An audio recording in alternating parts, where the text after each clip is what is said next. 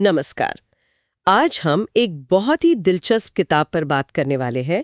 Liu सिक्सन का मशहूर विज्ञान फाई उपन्यास थ्री बॉडी प्रॉब्लम। हाँ नमस्कार। ये रिमेम्बरेंस ऑफ अर्थ पास त्रयी का पहला भाग है और इसने वाकई दुनिया भर में काफी हलचल मचाई है। बिल्कुल, इसमें विज्ञान है, दर्शन है, राजनीति है और हाँ, परग्रह सभ्यता की खोज भी।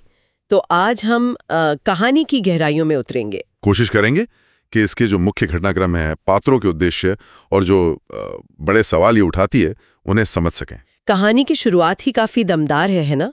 चीन की सांस्कृतिक क्रांति से शुरू होकर सितारों तक पहुंचती है और एक बुनियादी सवाल पूछती है, क्या मानवता बचाने लायक है? सही कहा। शुरुआत होती है 1960-70s के दशक की सांस्कृतिक क्रांति से।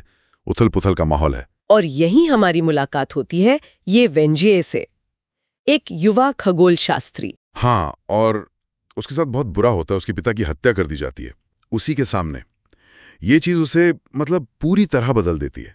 समाज से उसका मोहभंग हो जाता है और फिर उसे एक सीक्रेट मिलिट्री बेस पर भेज दिया जाता है, रेड कोस्ट बेस, जिसका काम था एलियन इंटेलिजेंस खोजना। पर ये वेंजे वो मानवता से इतनी निराश हो चुकी थी कि उसने जानबूझकर एक संदेश भेजा ब्रह्मांड में, जिसमें पृथ्वी का पता था। हाँ, एक तरह का निमंत्रण, इस सोच के साथ कि शायद कोई बाहरी ज्यादा उन्नत सभ्यता आकर इंसानों को ठीक कर दे, क्योंकि उसे लगता था कि मानव सभ्यता भ्रष्ट है, खुद को खत्म कर लेगी। ये फैसला पूरी कहानी की नींव है। ये सिर्फ एक व्यक्ति की निराशा नहीं बल्कि एक बड़ा सवाल है। बिल्कुल। क्या हमें बाहरी मदद की जरूरत है या हम खुद ही काफी हैं? इसी फैसले का असर हमें कहानी के वर्तमान समय में दिखता है। हाँ, कहानी आगे बढ़ती है और हम मिलते हैं वांग मियाओ से, एक नैनो मटेरियल साइंटिस्ट। और वो अचानक खुद को एक अजीब सी मिस्ट्री के बीच पाता है। दुनिया के जो टॉप साइंटिस्ट हैं वो आत्महत्या कर रहे हैं। और उसे खुद भी अजीब अनुभव होने लगते हैं, जैसे तस्वीरों में गड़बड़ी दिखना या फिर अपनी आंखों के सामने काउंटडाउन चलना। हाँ, वो काउंटडाउन ये सिर्फ कोई वहम नहीं है। ये पहला इशारा है कि कुछ गड़बड़ है। कोई बाहरी शक्ति है जो फिजिक्स के नियमों के साथ छेड़छाड़ कर रही है। अच्छा, जो हम फंडामेंटल लॉज मानते हैं वो भी बदले जा सकते हैं। इसी दिशा में कहानी आगे बढ़ती है। इसी रहस्य को सुलझाने के लिए वांग मियाओ एक वीआर गेम खेलना शुरू करता है, थ्री बॉडी। हाँ, ये गेम भी बहुत अजीब है। एक ऐसा प्लैनेट जहाँ 3 सूरज हैं और उन सूर्यों की वजह से वहां गुरुत्वाकर्षण बिल्कुल केओटिक है। कभी स्टेबल एरा आता है जब जीवन पनप सकता है, और कभी केओटिक एरा जब सब कुछ तबाह हो जाता है। बार बार कल्पना करना भी मुश्किल है ऐसी दुनिया में रहना। बिल्कुल। और धीरे धीरे पता चलता है कि ये सिर्फ एक गेम नहीं है। अच्छा, ये असल में ट्राइसोलोरियन सभ्यता की सच्ची कहानी है। उनका ग्रह ऐसा ही है और ये गेम, ये उनका तरीका है पृथ्वी पर समर्थक ढूंढने का। समर्थक ऐसे लोग जो एलियंस का साथ दे? हाँ, ऐसे लोग जो मानते हैं कि मानवता इतनी बिगड़ चुकी है कि उसे बाहरी मदद की जरूरत है। और इन समर्थकों को जोड़ने वाली मुख्य कड़ी कौन है? ये वेंजिए। ओहो, तो ये सब जुड़ा हुआ है। दशकों पहले का वो संदेश और अब ये भर्ती। बिल्कुल। तो अब ये साफ हो जाता है कि ट्राइसोलोरन सच में हैं। उनका ग्रह रहने लायक नहीं बचा है और वो पृथ्वी पर आ रहे हैं कब्जा करने। और पृथ्वी पर लोग बढ़ जाते हैं।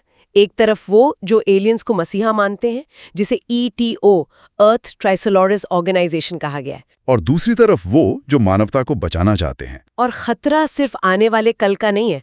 ट्राइसोलॉरन ने एक मैसेज भी भेजा है। हाँ, वो मशहूर संदेश, जवाब मत दो, हम आ रहे हैं, एक सीधी धमकी। इसके अलावा उनकी खास तकनीक का भी पता चलता है, सोफोन। प्रोटॉन। ये प्रोटॉन के साइज के सुपर कंप्यूटर्स हैं, बहुत छोटे पर इंटेलिजेंट, जिन्हें उन्होंने पृथ्वी पर भेजा है सिर्फ जासूसी के लिए। जासूसे तो है ही, लेकिन उससे भी ज्यादा खतरनाक काम है इनका। ये पृथ्वी पर जो हाई लेवल साइंस एक्सपेरिमेंट्स होते हैं, खासकर पार्टिकल फिजिक्स वाले, उनमें गड़बड़ी पैदा करते हैं ताकि हमारी वैज्ञानिक तरक्की रुक जाए। एग्जैक्टली। ट्राइसोलोरन जानते हैं कि उन्हें पृथ्वी तक आने में करीब 400 साल लगेंगे। वो नहीं चाहते कि इस बीच इंसान इतने ताकतवर बन जाएं कि उनका मुकाबला कर सकें। तो वो हमारी वैज्ञानिक आंखों पर पर्दा डाल रहे हैं। बाप रे, ये तो युद्ध का एक बिल्कुल अलग ही लेवल है। विज्ञान को ही हथियार बना लिया। हाँ बिल्कुल। तो ये उपन्यास हमें विज्ञान, नैतिकता, पहली बार किसी एलियन सभ्यता से कांटेक्ट के खतरों पर सोचने को मजबूर करता है। और ये वेंजिए की निराशा और मानवता के बचने की उम्मीद, इनके बीच का टकराव। हाँ, और इसमें राजनीति कैसे घुसती है, कैसे व्यक्तिगत विश्वास विज्ञान पर हावी हो सकते हैं, ये भी दिखता है। ईटीओ के लोग एलियंस का साथ इसलिए दे रहे हैं क्योंकि उन्हें इंसानियत से कोई उम्मीद नहीं बची। तो संक्षेप में कहें तो 3 बॉडी प्रॉब्लम सिर्फ एलियंस और स्पेसशिप की कहानी नहीं है, ये उससे कहीं ज्यादा गहरी है। ये विश्वासघात की, निराशा की और हमारे सामूहिक अस्तित्व के संकट की कहानी है। सही कहा। और अंत में ये हमें एक बहुत जरूरी सवाल के साथ छोड़ देती है। क्या सबसे बड़ा खतरा हमेशा बाहर से ही आता है, स्पेस से? या फिर वो खतरा हमारे अंदर ही है, हमारी अपनी कमजोरियां, हमारा आपसी विभाजन, हमारी निराशा? बिल्कुल। जब संकट आता है तो क्या हम किसी बाहरी उद्धारकर्ता का इंतजार करते हैं या फिर अपनी किस्मत अपने हाथों में लेने के लिए एक साथ खड़े होते हैं? वाकई ये एक ऐसा सवाल है जिस पर सोचते रहना चाहिए। चलिए इसी विचार के साथ आज की बातचीत यहीं खत्म करते हैं।